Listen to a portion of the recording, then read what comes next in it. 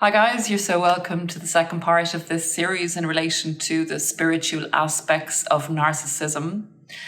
Looking at the question, can one narcissist be more malign, more malignant than another? And how does that look and how does that go?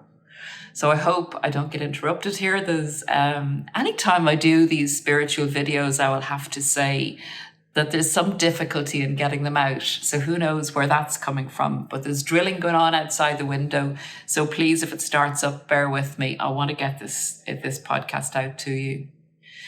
So just to look at the question about one narcissist being more evil or more capable of evil than another, to get a bit of context in relation to the development of their narcissism and just looking at a narcissist compared to a normal person who doesn't have the narcissistic personality disorder and who's also capable of evil.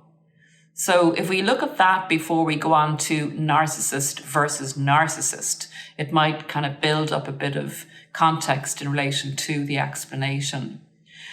So narcissists, with the development of the personality, the identity, and their personality as they start off in life, their identity is fickle in that they create a mask and they put the relevant identity that's going to get them the most control and fuel narcissistic supply at any given time. That mask changes. So the identity is unstable, which is dodgy to start off with in relation to a lack of stability. The personality is disordered, but it is ordered in the way that it needs control over situations and people. And that is the lifeblood, that's the oxygen of the narcissist. So if you threaten a narcissist's control, you basically threaten their survival. So that's how serious it is in relation to meeting threats in life. Whereas with a healthy person, they have developed a personality that is not disordered, that is capable of empathy, compromise, that's capable of building a picture of a person with object constancy, which basically means overall, if a person has not done them harm and loved them and been really good to them, they take that into account when making a decision about how much of a threat something or somebody is to them. So the healthy person has a stable personality and stable way of looking at things and a relatively stable identity.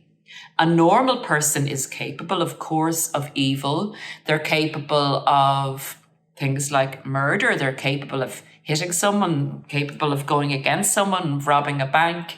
All those things they are capable of. But they do have the element of conscience, remorse, empathy, and those things going on in the background, which usually, unless they're highly triggered to actually kill someone, you hear crimes of passion, etc., or they're overly abused and they snap. There's a lot of reasons why normal people commit crimes, but they do have a lot more going for them in relation to not being triggered into being evil or doing something off the cuff that's considered, I suppose, more prone to crime, etc.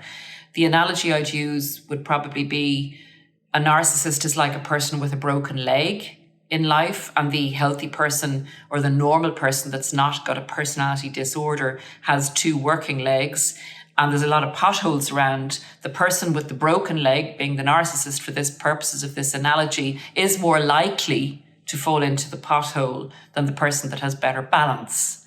So that's the starting off point in relation to the context of the narcissist having more a propensity to being evil and to being malignant, as opposed to a healthier person who's not personality disordered.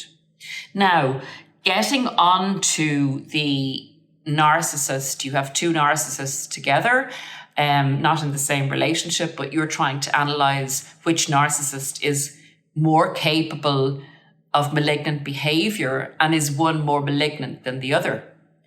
Well, one thing you would have to look at is how far along the psychopathy scale would the narcissist be? Would they have elements of sociopathy about them, or would they be antisocial as well as the narcissist?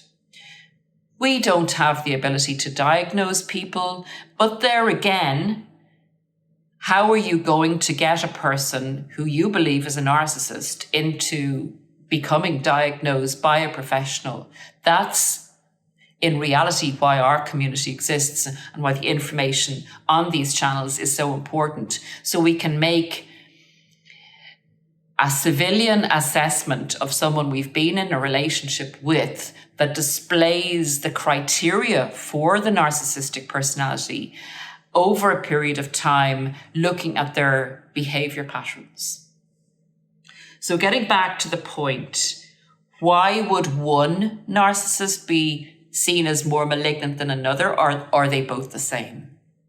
Okay, guys. Narcissists, again, going back to the point in the beginning, need control. That is the way they are constructed. If they don't have control over a person or a situation, they feel their life is threatened. That is how significant control is to them. They will always perceive either a real threat to that control or an imagined threat to that control. And that is you or somebody or a situation going against them. They need to assert control over the situation or the person.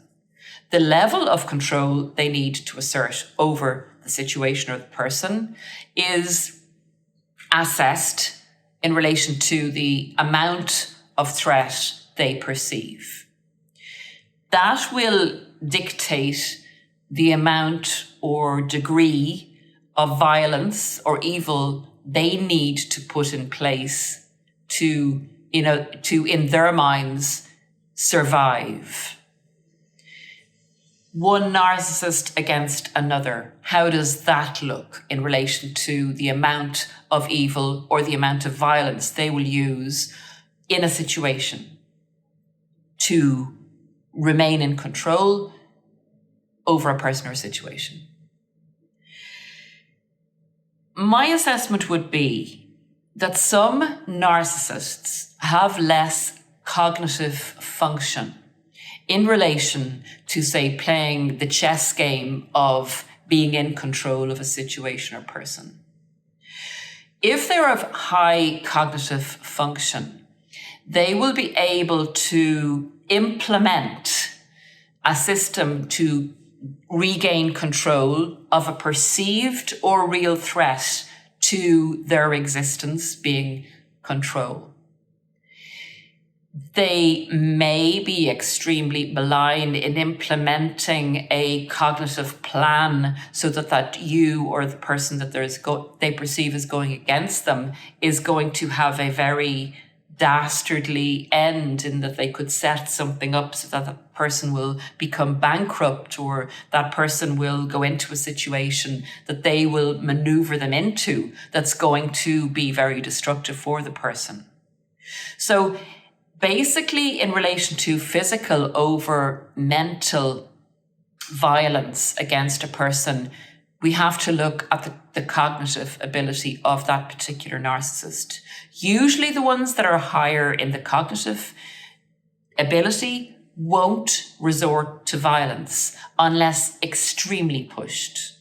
They would see that as a lowering of their superiority in having to go down to that particular level, when they have the ability, the superiority to destroy a person, a perceived threat to control, by using their heads, their mind space, their ability to push that person down, using their plan, using it's like looking at a chess game and deciding how I'm going to win over this particular opponent by a strategy, and a strategic plan is implemented.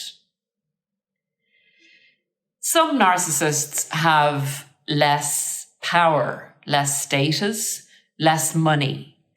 So if they can't use the status, the money, and the cognitive ability, they will resort to violence. They will resort to maybe gang stalking a person, getting others to help them, put that person under so much pressure, put that person into such a fearful position that they fear for their life and their mental health is really badly affected. Again, another way to assess whether a narcissist will flip into the determined destructive role against a person or a situation is the strength of their opponent. If you go against a narcissist and are very capable of taking that narcissist down in relation to they've done a huge amount against you, they've hurt your family, they've hurt you, and you decide to take revenge against the narcissist, and you're well set up in relation probably again to cognitive ability, status, money, and they know that and they know you're coming against them, then it's possible that they would resort to killing you, to murdering someone in your family, to destroying your business, to making an arson attack against your property, to really becoming very malign and malignant in going against you. So that would be the fourth, I would say, assertion in relation to how malignant that narcissist would be. So you have two narcissists, and just because they're narcissists doesn't mean that they're going to go about destroying a person in the same way. But it does mean that they're more likely than a normal person to be malignant. And it does mean that because they're narcissists and they've a disordered personality, and because their lifeblood and their oxygen is being in control of situations and people, they are much more likely to be malignant and evil and to really, in their lifetime, destroy a number of people along the way. The ones that are set up better, that are have more cognitive function, superior cognitive function, more money and more status and more power in the world, will still be malignant, but may not be as physically malignant. Having said that, again, they can get somebody else to take a person out so that they won't be actually seen to be doing that kind of physical crime against another person. So to answer the question, are all narcissists equally malignant and evil? I would say they all are more likely to be malignant than a normal person, and they all have the capability of being equally malign and malignant against people, but they will go about that in different ways based on the things we've just talked about. The conclusion would be there is not one over the other who is more malignant, but the situation that they find themselves in, their own particular criteria, as we've discussed, in relation to power, control, and cognitive ability, are all parts and parcel of how many times they will destroy in their lifetime. If they can get it set up so that no one generally has a great chance of threatening their control, they're less likely to go on the destructive route. But because narcissists are paranoid and perceive threats to their control that aren't actually there, all of them will be destructive. All of them will be evil. That's the way they go through life. They have to take people down in order for them to feel up. It's black and white. They don't have object constancy. You are not safe with a narcissist. You think you've been there maybe for 15 years and you've loved them and you've protected them and you've done everything you possibly could for them. And one instance where the narcissist perceives that you are not on a particular day, you're not for them, you're therefore against them, they could actually kill you on that particular day, notwithstanding that you've been loyal to them the whole of your life. Narcissists work in the moment. It's their perception that they trust. They're hypersensitive to people and situations that get out of their control. They can't allow that. They see that as the end for them. They see that as a threat to their very existence. So guys, we can never rely on any human being to not be evil, but I would say we can much less rely on a narcissistic individual, someone who has the personality disorder, not just who's narcissistic, someone who actually has the personality disorder, is a dangerous individual because they're unstable. They're all equally capable when pushed, and sometimes when not pushed, to be evil. And they don't have object constancy, which means nobody is safe, not even a family member, once the narcissist in the moment perceives that you're threatening them. It doesn't matter what you've done before for them. That is irrelevant. So to answer the question, is one narcissist more evil than another? I would say no. But you will see going through life a narcissist who is threatened more, who has less capability of controlling a situation, appearing to be more evil than another. Thanks, guys. I will see you again very shortly, and take care of yourselves. Just look after yourselves. When dealing with a narcissist, it's better to back away silently and quietly. It's a blessing in disguise to have been discarded by one. You have dodged a bullet. I know it doesn't feel like that at the moment when you're going through the pain, when you're trying to work it out, but you have dodged a bullet. If they choose to leave you, this is a good thing. Bye for now, and see you again shortly with another podcast.